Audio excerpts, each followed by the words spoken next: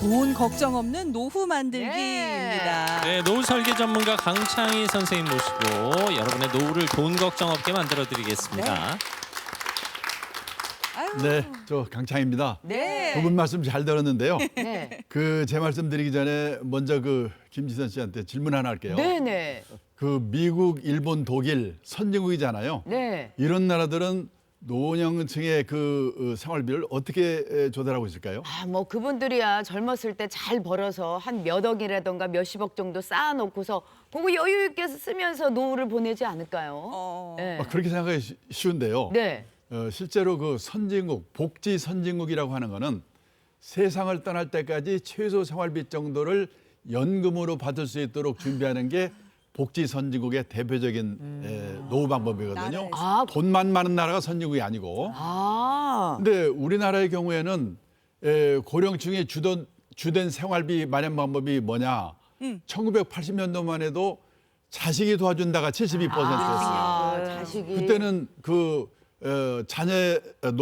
부모의 노후는 자녀가 책임지는 시대였거든요. 네네. 근데 이거가 2023년에서는요 자녀의 도움이 화끈하게 12%로 줄었어요. 확 줄었네요. 이건 확 끄는 게 아니죠. 왜냐 자녀들의 경제 사정이라든지 그래. 의식 구조가 바뀌었거든요. 네네. 그래서 앞으로는 자녀들의 부양을 기대하기가 어렵게 됐다. 그래서요 몇 년 후에 이 조사를 한다면은 아마 그 비율이 자녀의 도움을 받는다는 비율이 뭐 예를 들어서 미국처럼 0.7, 일본처럼 1.9 이런 수준으로 내려갈 거예요. 낮아질 거. 네, 더 낮아질 겁니다. 그래서 앞으로 또 연금에 대한 의존도가 더 높아질 것이다. 이런 그렇죠. 말씀이시죠. 그래서요 결국은 부모님들은 다른 그 연금 말고 그 근로소득 그리고 재산소득으로 생활비를 충당해야 된다.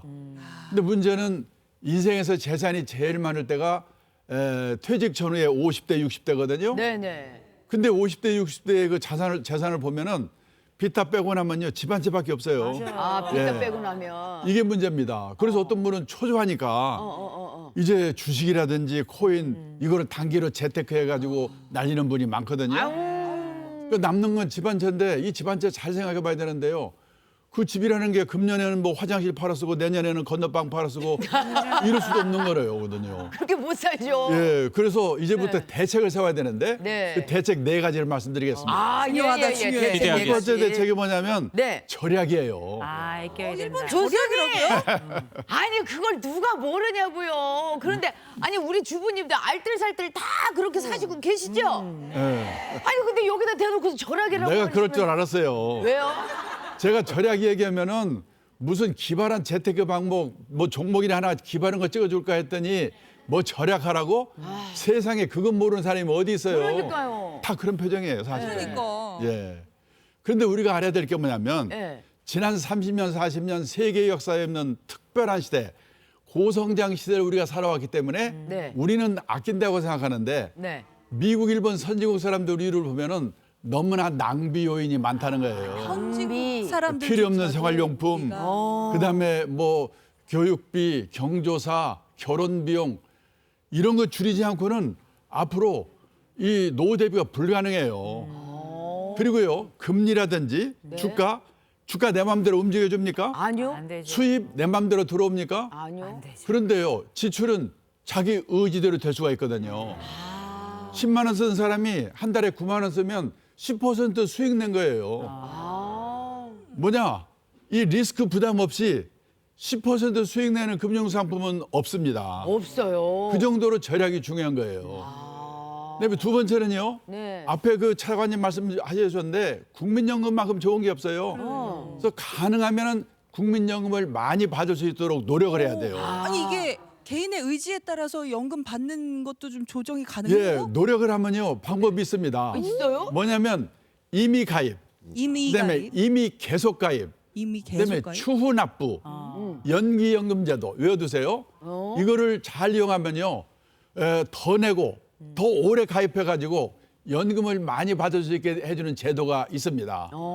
첫째가 뭐냐면 가정주부처럼 가입 의무가 없는 배우자들이요 이미 가입을 해가지고 네. 보험료를 내게 되면은 받을 수 있는 거예요. 자발적으로 가입하라 이 말씀이시죠? 그렇죠. 저도 제안해가 좀 일찍 했으면 좋은데 너무 늦게 해가지고 아쉬워요. 아쉬워요. 더 받을 수 있었는데. 그게 이제 뭐냐면 임의 가입제도고요. 네. 받은 시기가 됐더라도 그걸 연기해서 뒤늦게 늦게 받으면은 그 연기연금 제도라고 하는데 1년 늦게 받을 때마다 7.5%, 7.2%가 늘어나요. 와. 많이 늘어났네. 연기연금 제도. 아. 그다음에요.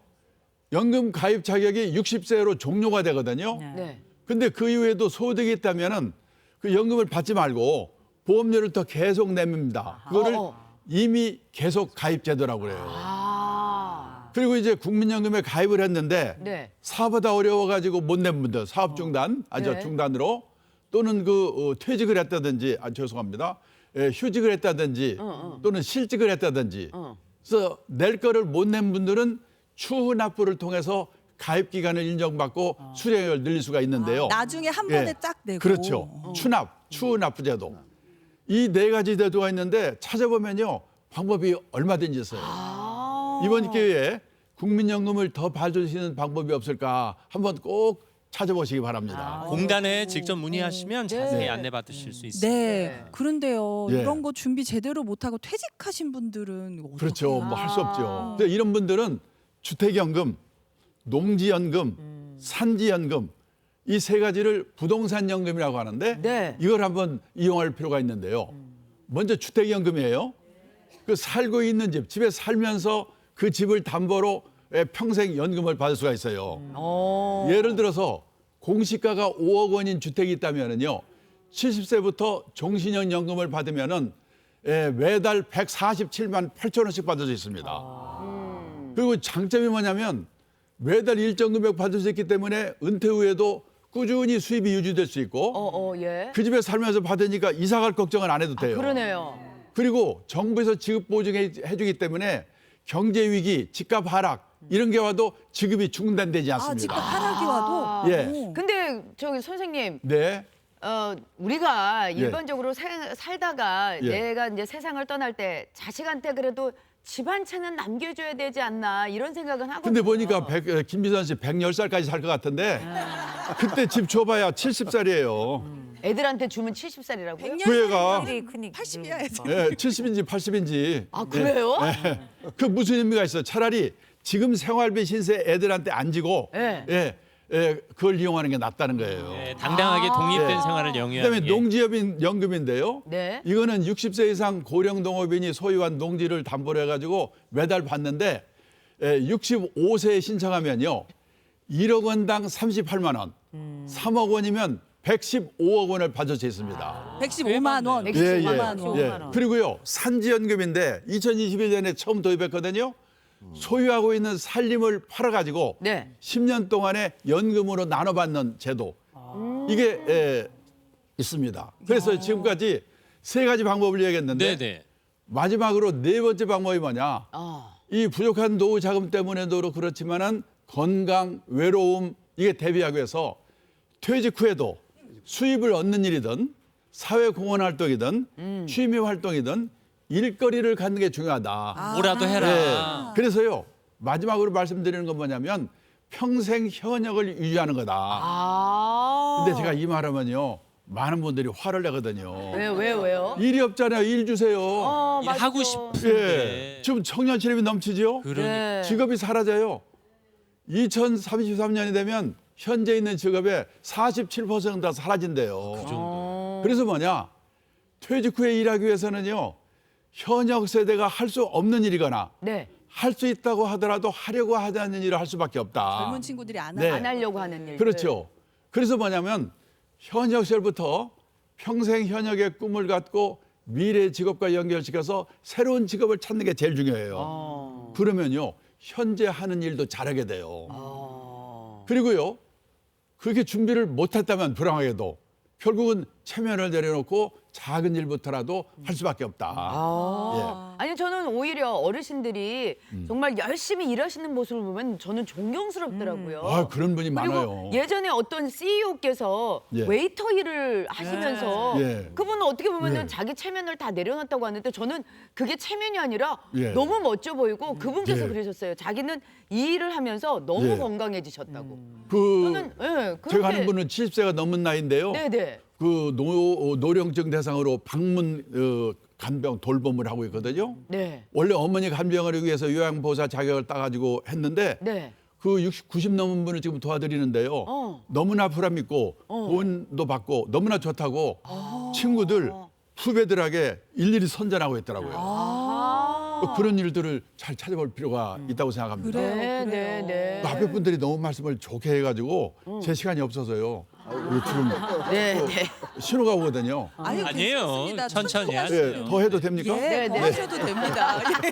아이고 근데 저희까지 중요한 건 마음가짐인데 네, 네. 돈이 하셔서 일을 했는데 취미가 될 수도 있어요. 취미를 했는데 돈이 생길 수도 있습니다. 네, 네. 근데 돈도 생기고 취미도 맞고 폼도 나고 이런 일은 없죠.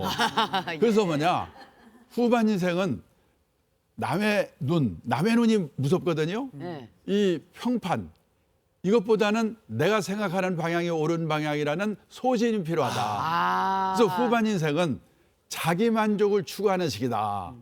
이런 마음가짐으로 할 필요가 있다.